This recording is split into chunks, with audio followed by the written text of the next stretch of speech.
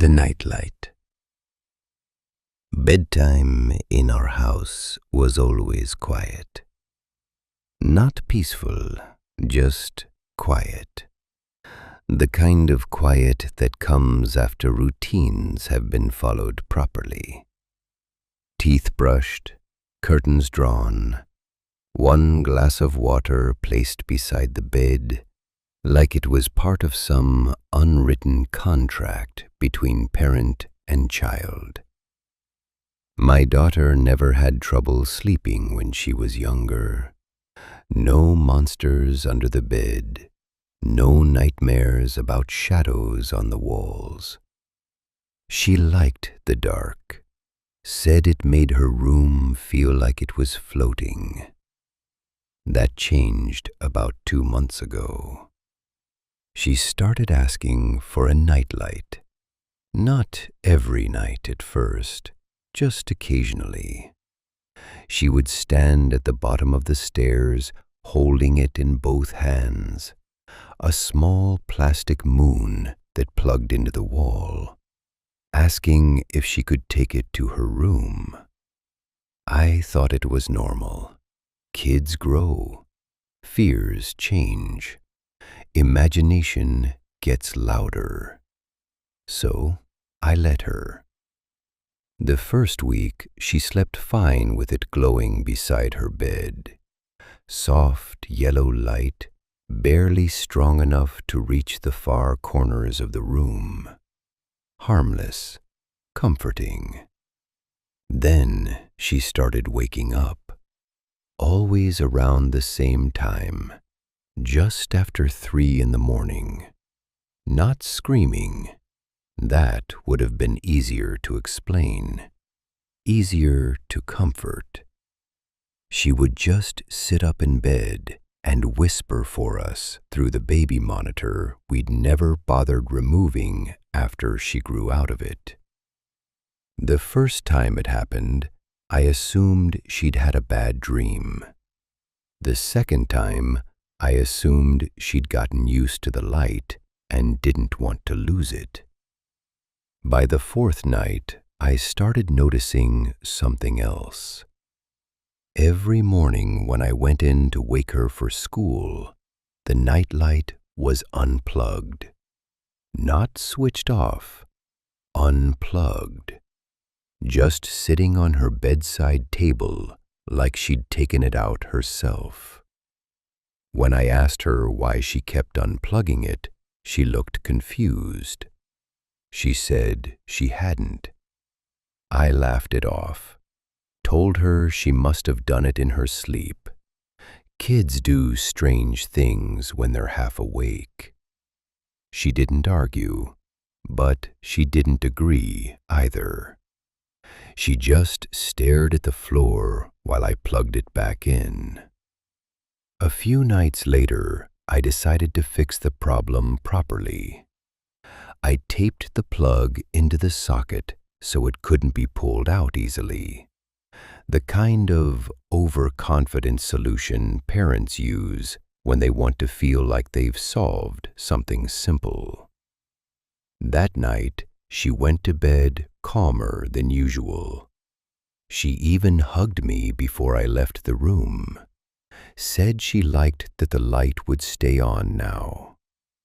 I remember closing her door, thinking the whole thing was finally behind us.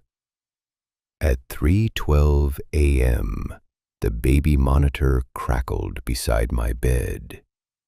At first, I thought it was interference, static shifting in and out, like the monitor was trying to find its signal again. Then I heard her voice, whispering, not calling for us, not crying, just whispering quietly, like she was trying not to wake someone. Please don't turn it off, please. I sat up instantly. My wife asked if everything was all right, but I was already halfway down the hallway before she finished speaking. Her bedroom door was closed. The hallway light was off.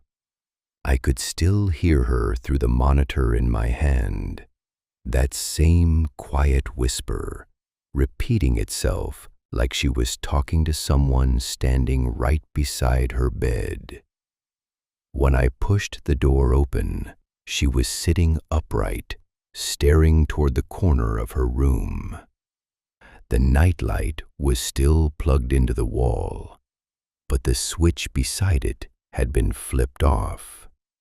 The room was completely dark. I crossed the floor and turned the light back on. The yellow glow filled the room again, soft and harmless. She blinked like the brightness hurt her eyes. I asked her who she was talking to. She just shook her head and lay back down. Wouldn't answer, wouldn't look at me, just curled into herself like she was trying to make her body smaller.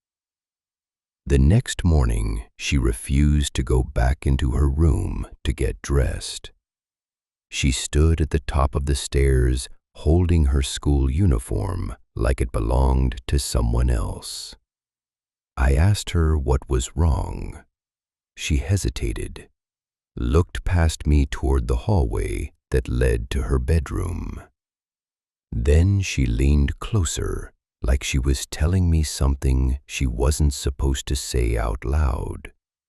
And she whispered, "It only comes closer when the light goes out."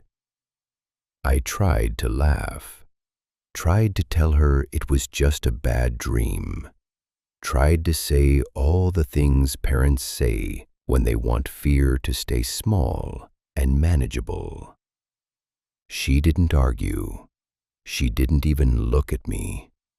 She just leaned closer and whispered, "Last night it grabbed my hand."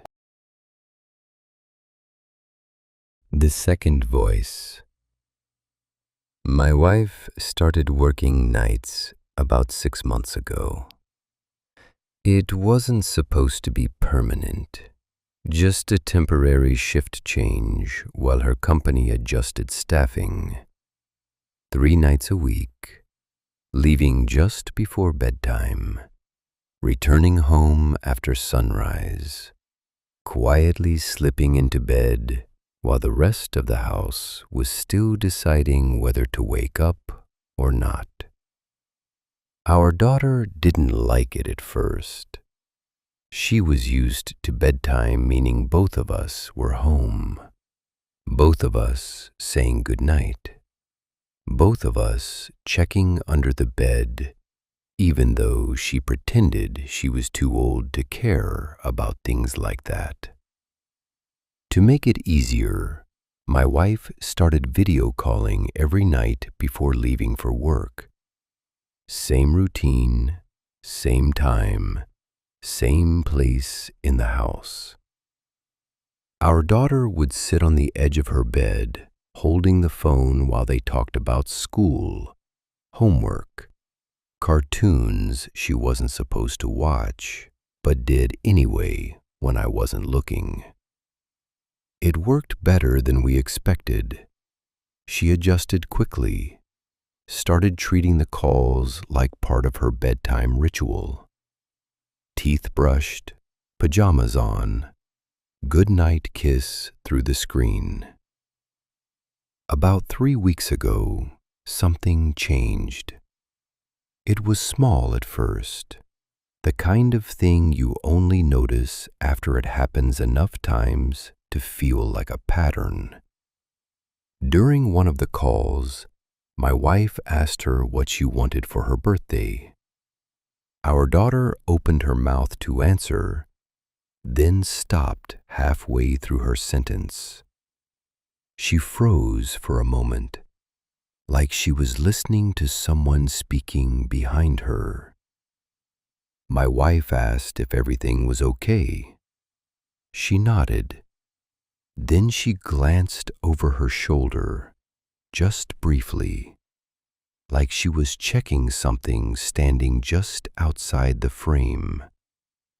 Then she smiled and finished her sentence like nothing had happened. I assumed it was distraction. Kids do that. Their attention drifts in and out of conversations like their thoughts are constantly changing channels. But it kept happening. Every night, somewhere in the conversation, she would pause, look behind her, sometimes nod slowly, like she was answering a question neither of us could hear. Then she would continue talking like she'd simply forgotten where she left off. One night, my wife asked jokingly, "Who do you keep looking at back there?" Our daughter shrugged. Then she said, quietly, almost thoughtfully, "He used to live in this room." My wife laughed. I laughed. It felt like the kind of strange thing kids say when imagination mixes with whatever story they've heard at school that week. My wife asked what she meant. Our daughter just shrugged again and changed the subject. Later that night, while my wife was driving to work, she mentioned it to me over the phone. Said it had felt strange hearing her say it. I told her she was overthinking it.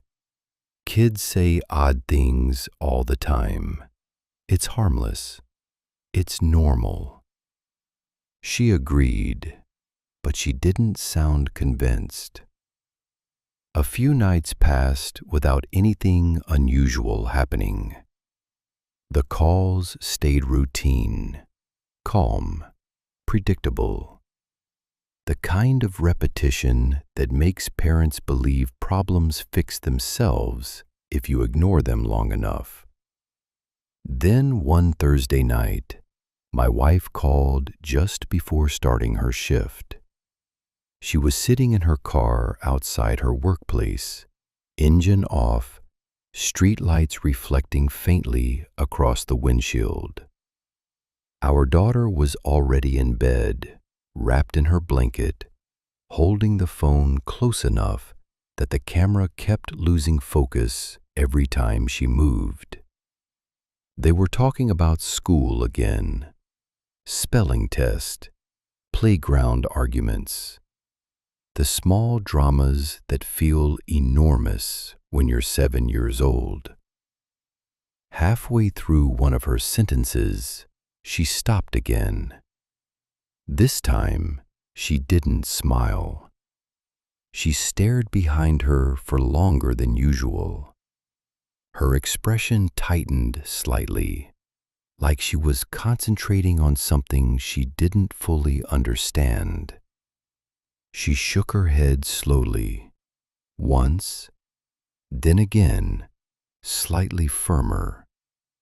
Then she turned back to the phone and continued talking like nothing had happened. My wife asked if someone had come into her room. Our daughter answered too quickly, "No." The call ended normally after that. Our daughter said she was tired and wanted to sleep. My wife told me about it before she walked into work. She tried to sound calm, but I could hear something underneath her voice that hadn't been there before. That same night, after putting our daughter to bed, I checked every room in the house. Not because I believed anything was wrong, but because I wanted to prove to myself there wasn't. Everything was exactly how it should have been. The next night, the call started normally again. Our daughter seemed cheerful, talkative. She showed my wife a drawing she'd made at school and spent 5 minutes explaining why the dog she drew looked more like a dinosaur. Near the end of the call, She paused again. She looked behind her. This time, she frowned. She shook her head quickly. No. The word came out quietly, but firmly. Then she turned back to the phone and forced a small smile. My wife asked who she was talking to. Our daughter didn't answer right away. She leaned closer to the phone, lowering her voice like she didn't want someone else in the room to hear. Then she whispered, "He says I shouldn't talk about him." My wife tried to stay calm, asked who she meant. Our daughter glanced behind her again. Her expression softened slightly, like she was listening to something reassuring or persuasive. Then she looked back into the camera and whispered, "He says it's time to hang up now." The call disconnected before my wife could say anything else. The Closet Rule. When our son first started asking to leave his closet door open at night, we thought it was just another childhood phase. He'd never been afraid of the dark before, never needed night lights or stuffed animals, or any of the small comforts parents usually keep ready for moments like that. He was the kind of kid who fell asleep mid-sentence, wherever he happened to be sitting. Like sleep simply decided it was time, and he agreed without question. The closet thing started quietly. One night after we tucked him in, he asked if we could leave the door open a little. Not wide open, just enough that he could see inside from his bed. I asked him why. He shrugged, said he didn't like it when it was closed all the way. It sounded harmless. Children invent strange preferences all the time. I left it open about an inch and turned off the lights. He fell asleep within minutes. No fuss, no questions. Just that peaceful breathing that makes bedtime feel like a victory parents never talk about out loud. Over the next few weeks, the routine settled into place. Brush teeth, story time, closet door left slightly open. If one of us forgot and closed it fully, he would notice immediately. Not panic, just quietly ask us to fix it. Always calm, always polite. The kind of behavior that made it easy to assume nothing was actually wrong. One night, my wife asked him why it mattered so much. He thought about it longer than usual. Then he said, "It just has to stay like that." Not, "I want it open." Not, "I like it better." Just, "It has to stay like that." We didn't push him. Parenting teaches you to pick which fears deserve attention and which ones fade if you don't give them space to grow.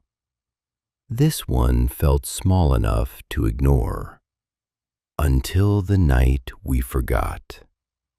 It was late, later than usual. We'd stayed downstairs watching television longer than we meant to, talking about bills and work schedules and all the small adult responsibilities that quietly stretch evenings thinner than they should be. When we went upstairs, he was already asleep.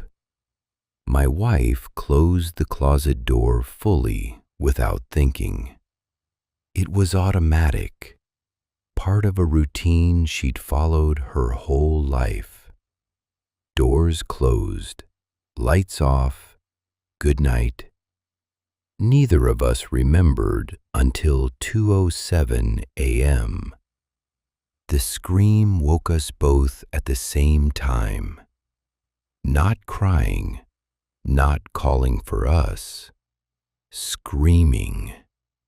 The kind of scream that sounds like it tears itself out of a throat that isn't used to making that sound.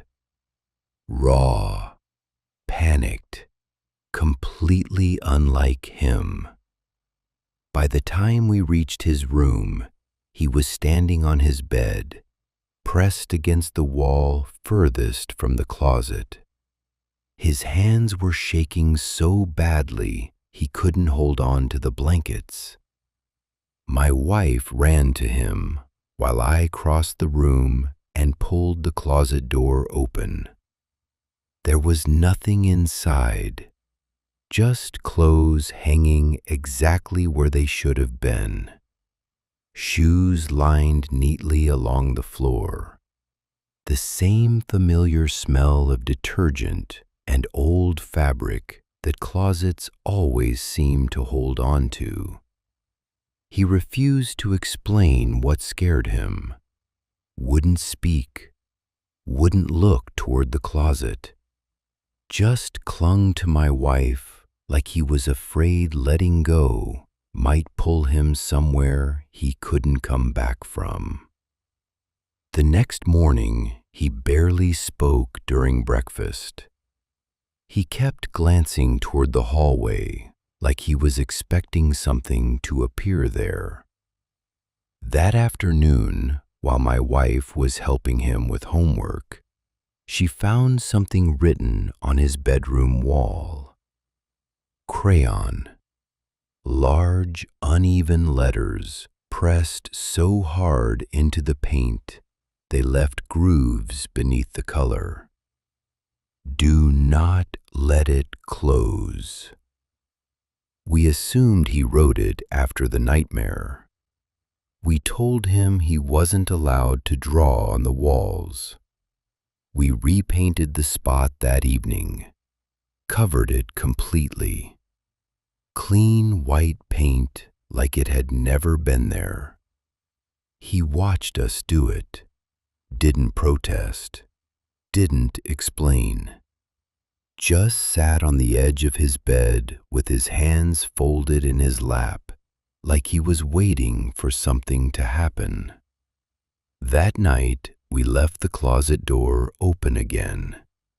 The next few nights passed without incident. He slept normally, spoke normally, laughed at cartoons that weren't funny. The house returned to its usual rhythm, and slowly we convinced ourselves the whole thing had been a bad dream that got carried too far. Then, 4 nights later, I woke up to a sound coming from his room. Not screaming, whispering, soft enough that I wasn't sure if I was imagining it, until I stepped into the hallway and heard it more clearly through his closed door. He was talking to someone. His voice was calm, careful, like he was trying not to upset whoever was listening. I'm trying to follow the rules. Please don't come out tonight.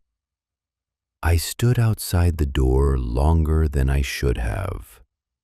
Long enough for that sentence to repeat itself in my head until it stopped sounding like something a child should ever have to say. When I finally opened the door, his room was dark except for the hallway light spilling across the floor.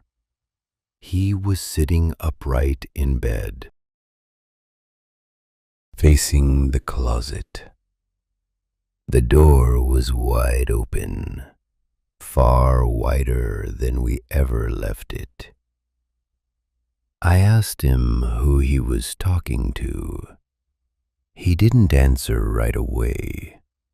He just kept staring into the darkness inside the closet, like he was waiting for permission to speak. Then he looked at me. His voice was steady, almost comforting, like he was explaining something simple I should have already understood. It's okay when it stays open. I told him that didn't make any sense. He blinked slowly, then glanced back at the closet. And when he spoke again, he kept his voice low, like he didn't want it to hear him panic. Because when you closed it, he paused, swallowed. It knocked on the door. Another pause. Then, without changing his tone, he finished the sentence and whispered that next time it wouldn't ask.